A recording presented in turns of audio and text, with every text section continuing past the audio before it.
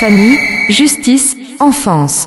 Alors Martine Gazelle, vous avez publié Les oubliés de l'enfance aux éditions Témoignages. Oui. Et vous l'avez signé Marcia Blonzel d'ailleurs. Est-ce que vous pouvez nous rappeler un petit peu ce que vous avez dit? Parce qu'on va expliquer aux auditeurs, on a fait un essai avant en vidéo, mais la connexion n'était pas suffisante. Vous êtes très impliqué vous-même dans le milieu de la protection de l'enfance, vous suivez les commissions parlementaires, vous appartenez à un collectif. Oui. Alors, donc, j'ai effectivement donc écrit ce livre sous pseudo, parce que là, beaucoup de personnes, j'ai changé tous les noms, bien sûr, dans le livre, parce qu'il y a encore des gens qui sont en vie, et puis aussi par égard pour mes frères et sœurs, parce que c'est très difficile et puis même pour moi, je me protège aussi, en quelque sorte. Bien sûr. Il y a beaucoup de militants, en fait, on parle très peu de nos affaires parce qu'on n'a pas envie que nos enfants, dans 20 ans, soient ramenés à des choses donc qui n'ont pas envie de voir ressurgir. Donc on fait tous extrêmement attention, en fait. RLP.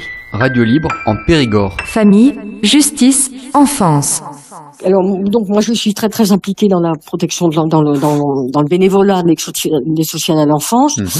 J'ai été bénévole dans une ADEPAP, une association des personnes accueillies en protection de l'enfance, qui est une association qui prend le relais sur le département quand les jeunes sont pas loin de la sortie du dispositif, voire en sont sortis et qui se retrouvent livrés à eux-mêmes. Donc, ces ADEPAP aident les jeunes qui veulent bien venir nous rencontrer.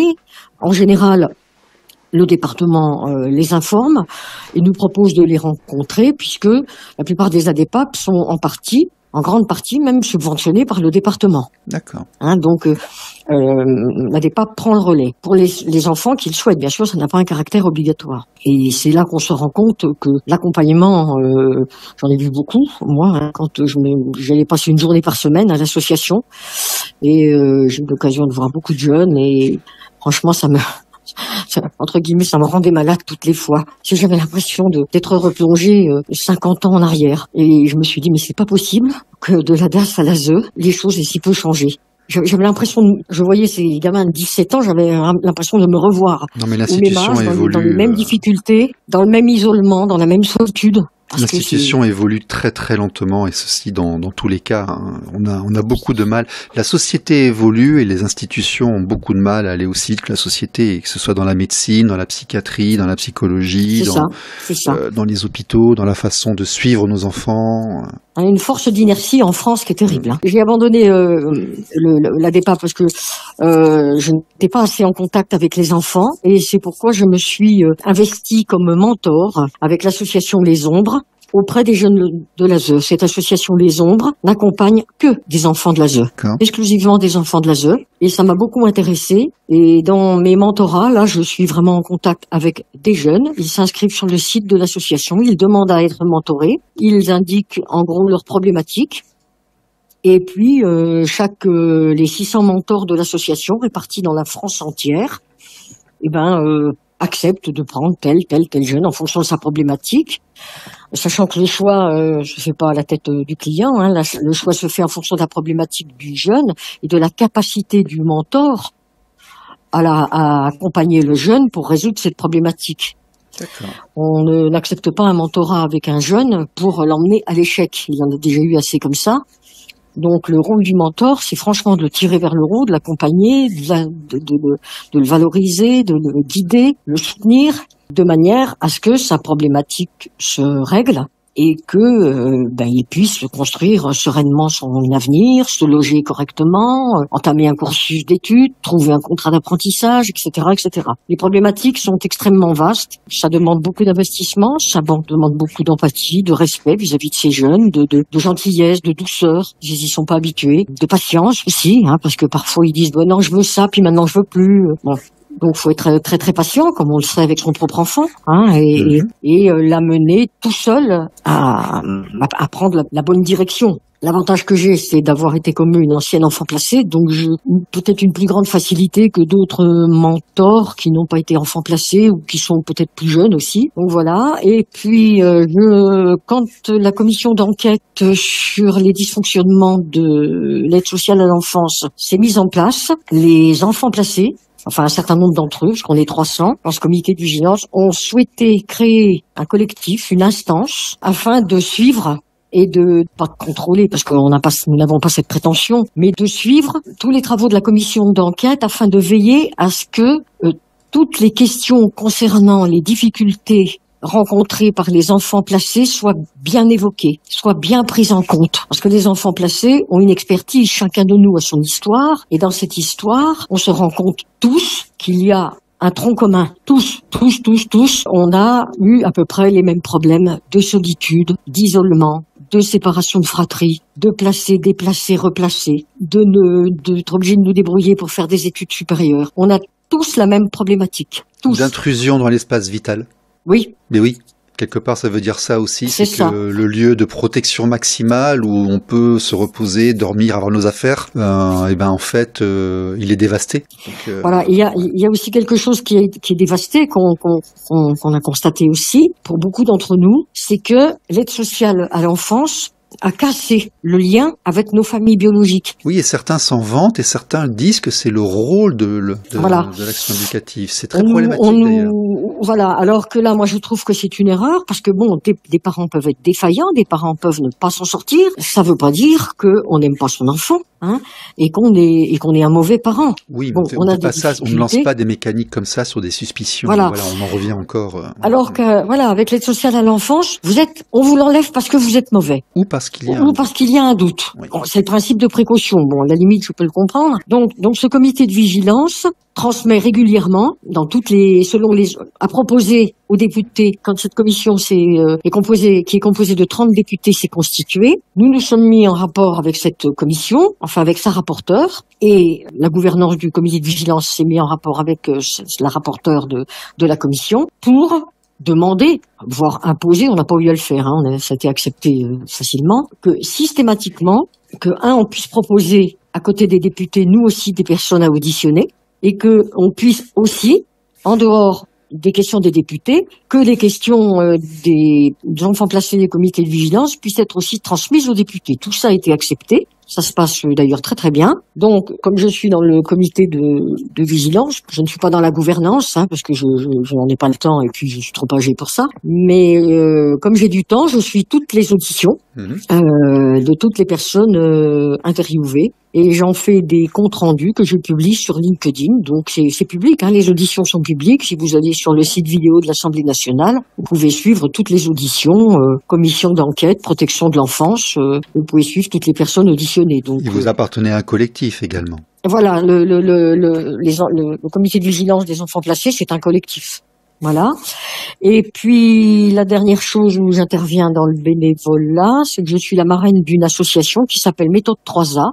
Et cette association s'est créée afin de prendre en charge dans des lieux de vie particuliers des cas particulièrement difficiles de jeunes en protection de l'enfance qu'on ne peut momentanément pas maintenir dans leur lieu de placement habituel. D'accord, des cas lourds. Voilà, un peu des lieux où on va les sortir de là pour les apaiser, pour les calmer, pour mieux les accompagner, pour comprendre ce qui se passe. Il y a beaucoup de psychologues dans cette association. Et alors pourquoi méthode 3A? Parce que les 3A veulent dire accueillir, apaiser et accompagner. Parce qu'en protection de l'enfance, on peut pas dire qu'on soit spécialement bien accueilli. Enfin, en tout cas, moi, j'en ai un très mauvais souvenir de mon accueil en protection de l'enfance. Alors, on n'est pas très très bien accueilli. On vous retire d'un endroit, on vous explique surtout pas pourquoi. Et ça c'est terrible, vous ne savez pas. Vous ne savez pas ce qui se passe, vous ne comprenez pas ce qui se passe. On vous ramasse, on en pose 2 là, on fait 300 mètres ou 2 kilomètres ou 10 kilomètres, vous savez pas parce qu'il fait nuit. Paf, on pose 2 de vos frères et sœurs, vous savez pas où ils sont ni quand vous les reverrez. Il y a une violence de l'intervention étatique rien. qui est C'est d'une violence, folle. Ouais. Et là, il y a franchement quelque chose à faire, parce que c'est violent pour les enfants, mais c'est aussi extrêmement violent pour le parent à qui on retire l'enfant. Ah oui. Même si ce parent a demandé de l'aide, même s'il a demandé de l'aide, lui aussi, il a besoin d'être respecté, il a besoin d'être compris. C'est pas la peine de lui dire, si vous aviez été meilleur, on vous enlèverait pas vos gamins. C'est pas des réflexions qui doivent se dire, ça. Hein. Donc, moi, c'est ce qu'on m'a dit. Quand on m'a enlevé à mes parents, j'ai demandé, j'avais 9 ans quand même, j'étais assez grande. J'ai posé la question. On m'a dit, écoute, t'es là parce que tes parents sont pas capables de s'occuper de toi. Hein. Si c'était pas des incapables, on t'emmènerait pas. Ah bah oui, voilà, ça c'est un bon début déjà, ça. Ouais, c'est un bon début, ça. Ouais. C'est un très très bon début. Donc voilà, c'est ce qui explique mon engagement dans la protection de l'enfance auprès des jeunes de l'ASE, c'est parce que moi j'ai tellement souffert de solitude. Ça aurait pu me faire des tas de bêtises, même parfois aujourd'hui, 60 ans après, je me demande comment j'ai fait pour pas mal tourner. RLP. Radio libre en Périgord. Famille, justice, enfance. Mais vous en sortez bien, Martine, parce qu'on va expliquer aux auditeurs que vous êtes juriste, vous avez une maîtrise en droit social et droit administratif, vous avez un joli parcours professionnel. Ça a été justement, c'est ce qui m'a sauvée. Oui, les études. C'est ce qui m'a sauvée, c'est les études. Hein. C'est-à-dire que quand j'ai demandé vous savez, on met tout le monde en CAP au début parce qu'il faut sortir le plus vite possible de l'ASE. Dès que vous avez le CAP, paf, faut aller au boulot. Et bon, moi, ça ne m'intéressait pas du tout.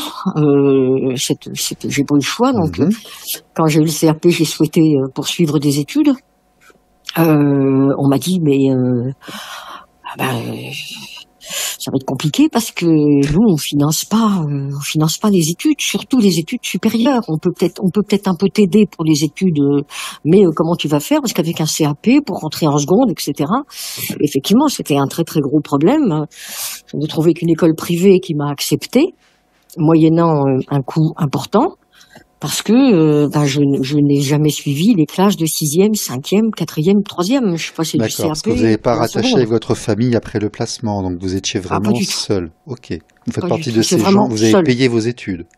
Alors, on peut en parler, j'étais étudiant boursier, je travaillais durant la nuit. Alors j'étais boursière, j'ai dû me bagarrer pour aller avoir une bourse parce que c'était pas automatique. Ah oui, aujourd'hui, les enfants de l'ASE sont automatiquement boursiers quand ils font la demande. C'était pas le cas à l'époque, donc j'ai mis 3 jours à me battre avec le rectorat pour obtenir ma bourse. Et puis j'ai travaillé à côté, voilà. Et puis elle était insuffisante déjà. Déjà à l'époque, elle était insuffisante. On voilà. avait une bourse, donc j'ai travaillé à côté. Pas suffisant. Voilà. Puis l'ASE m'a quand même aidé, puis comme la majorité était à 21 ans à l'époque, pas 18. D'accord.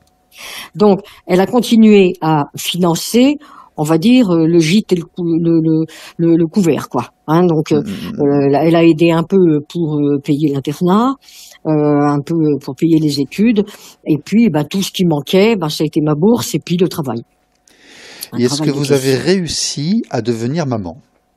Oui. Donc vous avez fait une famille, vous avez combien d'enfants? Oui, j'ai 2 filles, j'ai 2 grandes filles, une qui est médecin. Ah bien. Généraliste, et l'autre qui, après avoir été éducatrice, est assistante sociale d'entreprise. Et monsieur est toujours là? Monsieur est toujours là. Donc vous avez fait Alors nous sommes une famille recomposée parce que pour les gens qui liront mon livre, c'est peut-être l'avantage qu'ont parfois les filles à l'aide sociale à l'enfant, je ne sais pas. Moi, je me suis sortie de là à 20 ans par le mariage. Ah, oui. Voilà. Vous étiez émancipée en fait. Voilà, je me suis émancipée par le mariage. D'accord. Non pas que j'avais vraiment envie de me marier. Non, mais j'en connais d'autres. Ouais.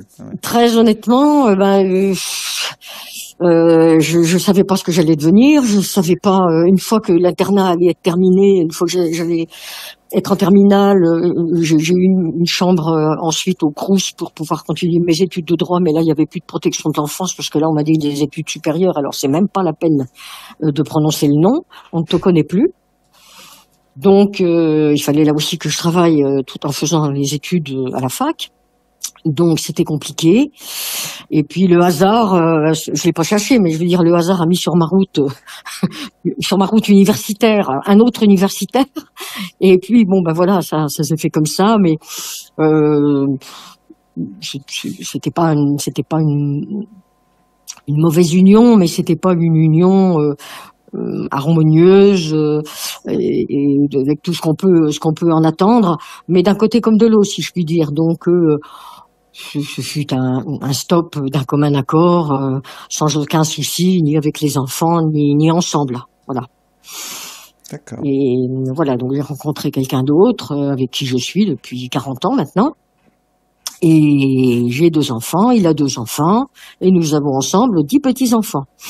Eh ben c'est magnifique, ça, vous avez des beaux Noëls. Et tout ce monde-là s'entend bien, ce qui est... Ah, c'est encore mieux. Voilà, ce qui est plutôt bien. Oui. Et avec le recul, quand je du haut de ma chaise, je regarde ma vie d'en dessous, je pensais honnêtement pas que j'en arriverais là. Alors pas au niveau des études, parce que les études, j'étais à peu près sûre de réussir, parce que c'était de ma volonté personnelle. Mhm. Et je me suis tellement accrochée, et je n'ai regardé que ça et rien d'autre. Que ça et rien d'autre. Ça a été mon objectif avec un grand O en 4D pendant plus de 10 ans, seconde, Oui, non, première, mais terminale, puis toutes les mes années études de peuvent fac. sauver, les études peuvent sauver, hein, pour beaucoup de gens, ça peut être une Oui, moi, manière ça de m'a se sauvé. hisser, bien sûr, bien sûr, bien sûr. Ça m'a sauvée, et puis j'ai rencontré quand même quelques personnes sympathiques, hein, des profs, Oui, quelques amis, il y a quand même des gens bien sur Terre. bien sûr, Hein. bien sûr, bien sûr, bien sûr, bien sûr. Et donc D'ailleurs, ça m'a... on tape beaucoup sur l'ASE et les sociaux, mais il y a quand même des gens dedans qui font tout ce qu'ils peuvent, hein, il faut quand même le Oui, oui, répéter, oui, hein, oui, c'est, oui, oui, oui, oui. Mais en dehors de l'ASE, je veux dire, bon, en dehors de l'ASE, quand on fait des études à la fac, on se fait forcément des copains, des copines, on oui, rencontre bien des sûr. gens, voilà. J'ai eu un petit peu de mal au début parce que, comme tous les enfants de l'ASE, on ne fait confiance à personne. C'est un peu la grosse difficulté. Donc, j'avais beaucoup de difficultés quand quelqu'un venait vers moi pour me proposer son amitié, à croire que c'était possible. Et plusieurs fois, j'ai loupé le coche parce que je me disais, c'est pas vrai, c'est encore quelqu'un qui va me faire du calme, c'est encore quelqu'un qui va me mentir, c'est encore quelqu'un qui va me raconter des coups. Je n'arrivais pas à accepter, à avoir confiance dans les gens plus âgés que moi, et même dans les gens qui avaient le même âge que moi. Eh oui. Je pensais toujours qu'on allait systématiquement me mentir et qu'à la sortie, j'allais encore avoir mal. Et c'est pour ça qu'il faut que les enfants aient des sentiments d'apaisement, de calme, de sécurité, d'espace personnel inviolable, d'émotions positives autour d'eux. Parce Et de respect qu'autrement, surtout, de oui, respect. bien sûr, bien sûr. Parce Parce que qu'autrement, après, il y a les problèmes que vous dites là, qu'on surmonte effectivement avec le temps. Hein, mais quand un enfant, on les surmonte, mais ils ne disparaissent jamais complètement. bien sûr, bien sûr. Hein, parce que moi, grâce à mes études, grâce à ma famille, à mon mari, etc., j'ai eu la chance. Tous les enfants placés n'ont pas cette chance d'avoir construit quelque chose de solide, d'extrêmement agréable, de chaleureux, dans lequel je me trouve particulièrement heureuse. Et d'avoir pu accompagner mes enfants, d'avoir pu être là pour elles tout le temps, d'être encore là pour elles tout le temps quand elles en ont besoin, malgré leur quarantaine passée.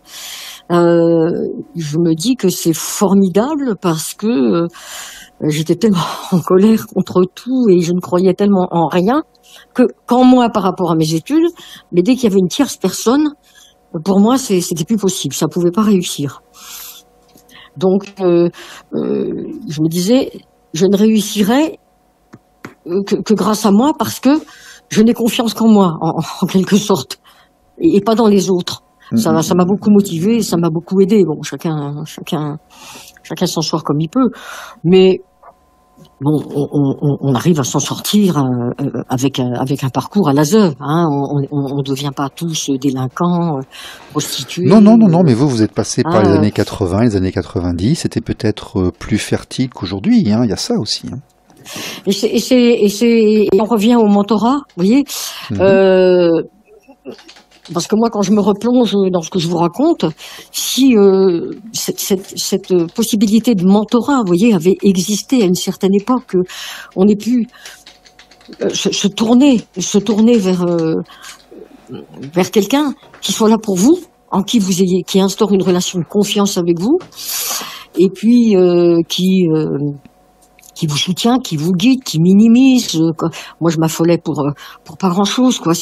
La moindre chose, ça devenait extrêmement lourd à porter pour moi parce que c'est pour ça que l'enfant est un triptyque et qu'il lui faut une composante maternelle et qu'il lui faut une composante paternelle et que si on les lui enlève, si l'attachement n'a pas été fait, il faut absolument en créer un qui soit fiable. C'est un métier, ça s'appelle éducateur ou éducatrice et si jamais il a été interrompu et qu'il manque, eh bien il faut soutenir l'enfant tout le temps qu'il fasse ce travail par lui-même et les psychologues vous disent que ça se fait sur des années et des années et que malheureusement ce n'est pas avec 300 enfants à regarder par mois qu'on peut faire ce travail correctement. Voilà. C'est sûr. D'un autre côté, bon, c'est vrai qu'il y a beaucoup d'enfants, il y a beaucoup de parents en difficulté, il y a beaucoup d'enfants à prendre en charge. Oui, enfin la vie est dure et quand on a voyagé un petit peu sur le monde, je suis désolé, on peut encore aller beaucoup plus bas. Hein, donc je suis désolé, il faut le regarder aussi comme ça. Hein, il faut regarder au-dessus, mais il faut regarder en dessous. Il y a les deux. Hein. Oui. RLP. Radio libre en Périgord. Famille, justice, enfance.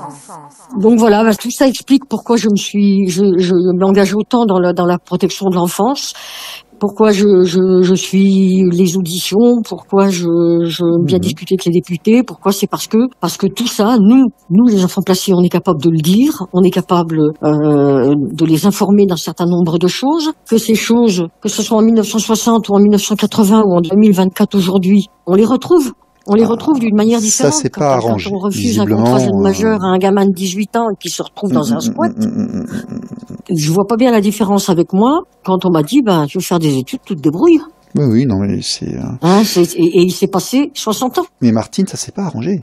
Je veux dire, être étudiant boursier à mon époque et travailler dans un bar la nuit, c'était compliqué. Mais quand je regarde les jeunes, là, aujourd'hui, ça s'est pas arrangé du tout. C'est aussi une des raisons pour lesquelles j'ai écrit cet ouvrage, je me suis investi. Moi, j'ai quand même plusieurs psychologues qui m'ont dit qu'on avait un état psychologique de la population de nos jeunes dans notre pays actuellement qui était celui d'un temps de guerre, quoi. Avec des jeunes filles, des jeunes femmes qui ne veulent pas faire d'enfants, des jeunes hommes qui ne sont pas conquérants, qui n'ont pas envie d'aller créer des sociétés ou devenir propriétaires et de s'instaurer.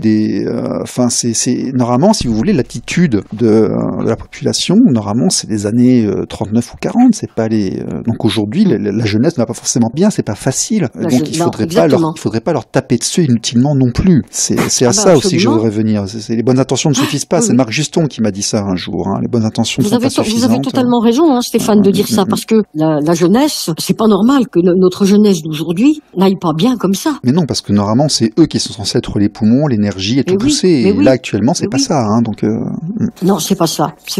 Et faut pas s'étonner qu'on est en train de passer dans une ère un peu particulière avec beaucoup de violence, beaucoup de délinquance, beaucoup de difficultés matérielles, beaucoup de qui sont terribles et bon, pas seulement pour les enfants de l'ASE. RLP. Radio libre en Périgord. Famille, justice, enfance. On va quand même terminer sur des bonnes nouvelles. Vous avez un parcours remarquable. Vous avez écrit un ouvrage. Je dis qu'aux gens, il faut aller le lire. Vous faites un travail aussi qui est parce que vous êtes assez humble. Vous parlez de vous-même. Vous êtes quand même suivi par pas mal de monde. Ce que vous écrivez est lu par quand même pas mal de personnes. Et puis moi, je vous remercie beaucoup pour d'avoir fait l'effort de lire mon ouvrage, d'en parler, de m'aider comme ça à travailler sur la seconde version que j'essaierai de sortir en février ou en mars. Et puis vous avez un projet d'ouvrage aussi, vous avez refaire des livres un petit peu. Celui-là est sorti récemment, je crois, non? Non, pas spécialement. Enfin, dans l'immédiat, non. J'ai fait un livre. Le livre que j'ai écrit, c'était... Un exutoire, une façon de faire sortir quelque chose. Oui, un exutoire, une façon de finaliser ma résilience et définitivement tourner la page. Ouais, une thérapie personnelle. Voilà. D'une part, et puis d'autre part, d'informer. D'informer parce que, franchement, dans cette société, les enfants placés, nous sommes invisibles. On ne parle pas, on raconte pas. La seule manière qu'on ait de le faire, et j'ai beaucoup de mes progénères enfants placés là anciens enfants placés au comité de vigilance, qui écrivent. Ils écrivent à cause de ça, pour se rendre visible, dire attention, on a été là, ça existe. Oui. Et il y en a encore des comme nous. Oui, mais il y en a aussi beaucoup qui sont contents de rester anonymes, ils n'ont pas envie d'avoir une étiquette sous le front. Donc il y a les deux en fait en même temps. Oui, il y a les deux en même temps. Alors, moi j'étais surtout pour informer aussi. Regardez, vous avez pris un pseudo quelque part quand vous avez écrit. Oui. Mais alors moi j'ai pris le pseudo, c'était par rapport à mes frères et sœurs aussi.